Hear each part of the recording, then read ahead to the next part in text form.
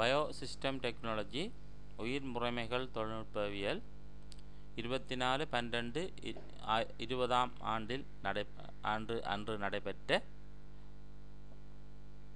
Spot exam 5 நிலைய சோதனை 5க்கான விடைகள் பற்றி இந்த ப்ரெசன்டேஷனில் கலந்துரையாடப்பட இருக்கின்றது. இதில் உங்களுக்கு ஏற்படுற சந்தேகங்கள் தீர்த்து இந்த ஸ்பாட் எக்ஸாமை சரிவர செய்ய வேண்டுமென்று கேட்டுக்கொள்கின்றேன்.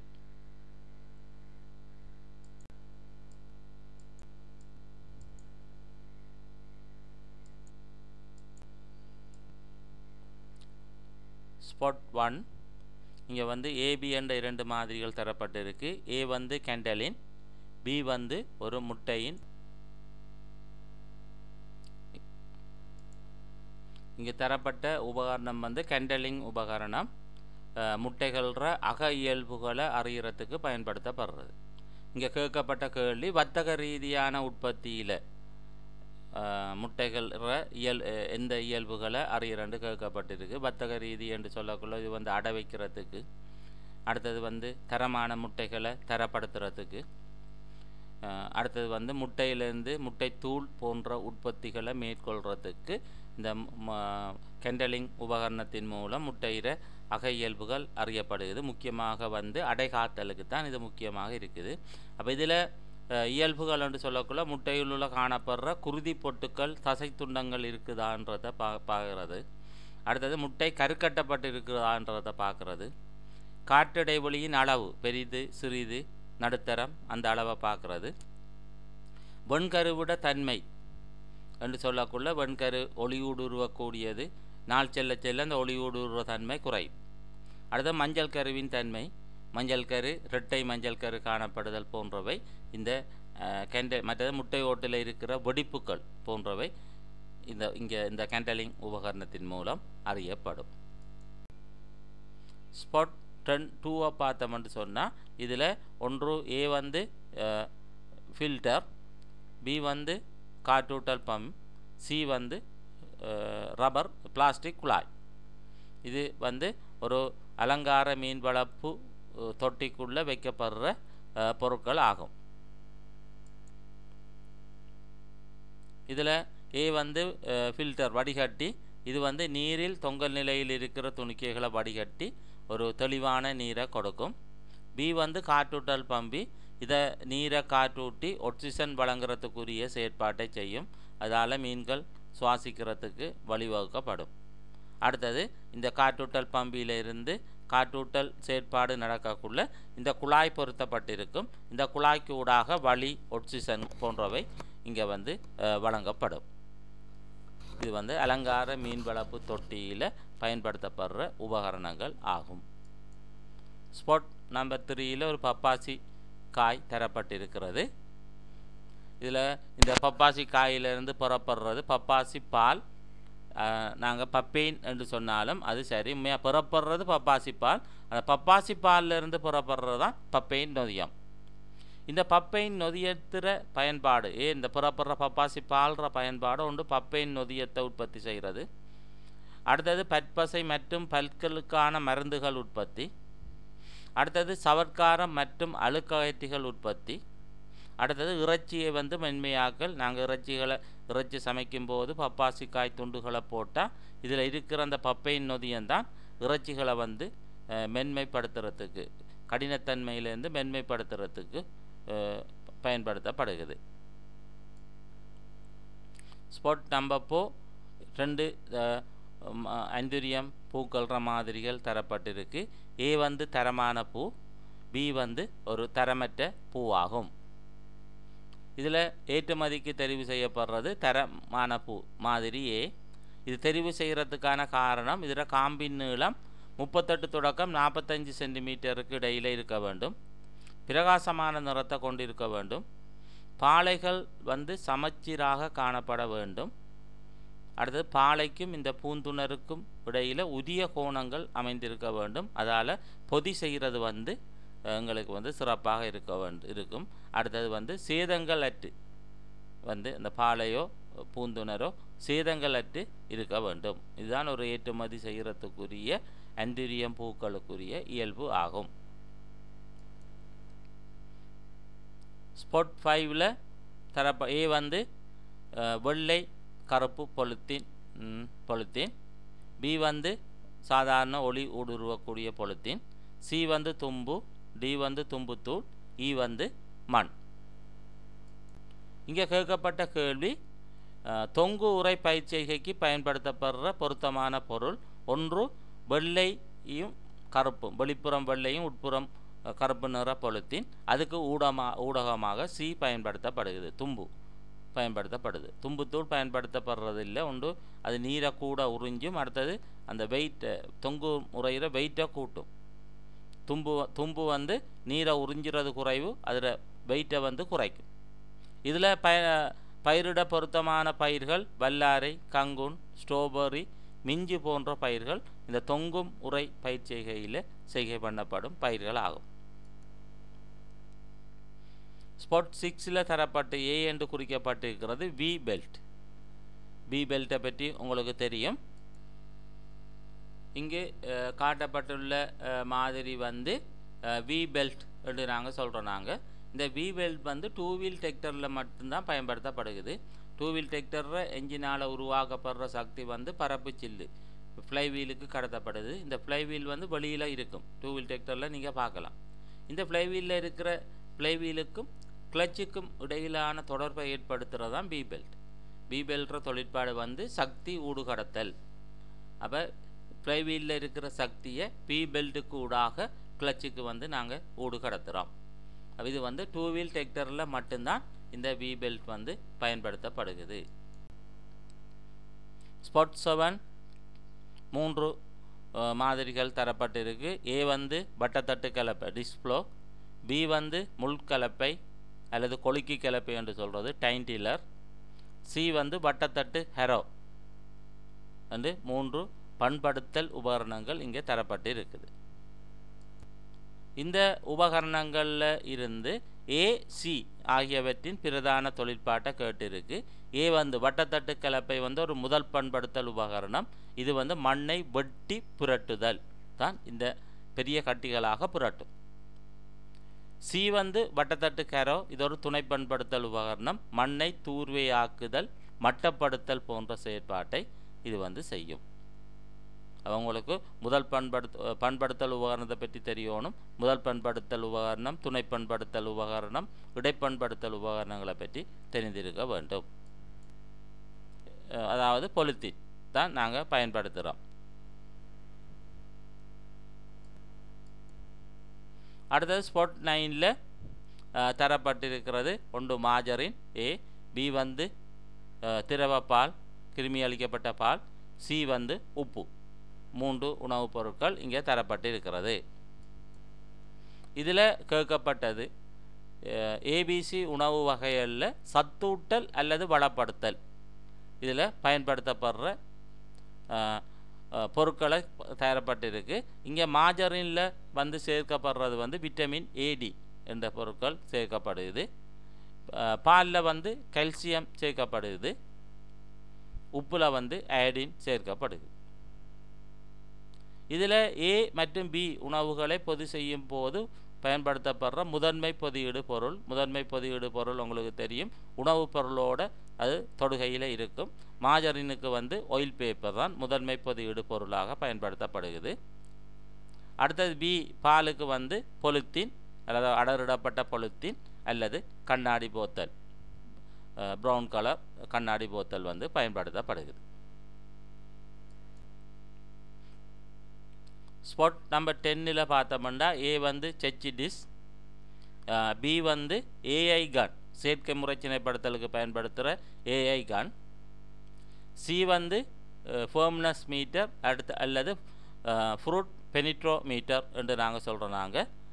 டி வந்து லெக்டோமீட்டர், இ வந்து பிஹெச் மானி. இங்கே உபகரணங்கள் மாதிரிகளை பேரிட சொல்லியிருக்கு. இங்கே செச்சி தட்டு ஏ, இது வந்து நீர நிறத்தையும் நீர கலங்கல் தன்மையும் அறிய நாங்கள் பயன்படுத்தி கொள்வோம்.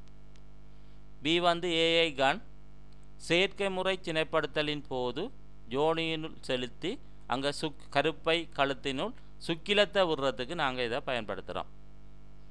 அடுத்தது ஹேண்ட் பெனிட்ரோமீட்டர் அல்லது ஃபேர்ம்னஸ் மீட்டர், பழங்கள் காய்கறிகளின் முதிர்ச்சி சுட்டியை அறிகிறதுக்கு, முதிர்ச்சி சுட்டியில் பழங்கள் காய்கறிகள கடினத்தன்மையை அறிகிறதுக்கு நாங்கள் இதை பயன்படுத்தி கொள்வோம். டி வந்து லெக்ட்ரோமீட்டர், பால்ற தண்ணீர் அறிகிறதுக்கும். இ வந்து பிஹெச் மீட்டர், மண் நீர் பால் போன்ற பொருட்கள பிஹெச்சை அறிகிறதுக்கு நாங்கள் இதை பயன்படுத்தி கொள்ளுவோம். ஸ்பாட் நம்பர் 11, ஏ வந்து வெங்காயம், பி வந்து இஞ்சி, சி வந்து அன்னாசி தாவரம், இ வந்து சதைகரைச்சான் இலை, இ வந்து உருளைக்கிழங்கு. இதில் வந்து இனப்பெருக்க பொருளை எந்த இதில் இருந்து இனப்பெருக்கம் செய்கிற பொருளுக்குள்ள விசேட பேரை வந்து கேட்கப்பட்டிருக்கிறது.